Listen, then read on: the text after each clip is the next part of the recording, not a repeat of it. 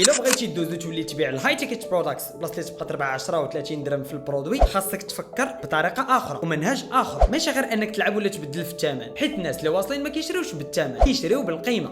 الا انت كتبيع ساعه ب 50 درهم، هما باغيين ساعه ب 5000 درهم، ماشي لانها كتوري الوقت، ولكن لانها كتوري المستوى اللي هما فيه. اغنياء ما كيشريوش الحاجه، كيشريو المعنى اللي في ديك الحاجه، وما كيقلبوش على منتوج رخيص، كيقلبوا على تجربه راقيه، وما كيتسناوكش تشرح لهم بزاف، كيقلبوا على الوضوح، الثقه والاحتراف، بلا ما تحاول تقنعهم بالتخفيضات والعروض. هما باغيين عنايه شخصيه وقيمه اللي تليق بهم. داكشي علاش ماشي غير جيو بيع الهاي تيكيت برودكت، خاصك في الاول تبدل الفهم ديالك، وكيف قلنا باش تبيع لهم خاصك تتكلم بلغه الثقه والقيمه بدل الثمن. بين لهم ان البرودكت ديالك غادي يحسن المستوى ديال العيش ديالهم، غادي يعطيهم ثقه في راسهم، وغادي يسهل عليهم الحياه. الخلاصه ماشي فين ما غنبغيو نبيعوا نفكروا في التخفيض هو الاول، كاينين الناس خاصهم سبب يفتخروا به علاش شراو من عندك. ما تبيعش لجيبهم، بيع العقل ديالهم وخليهم يشريو بقلبهم.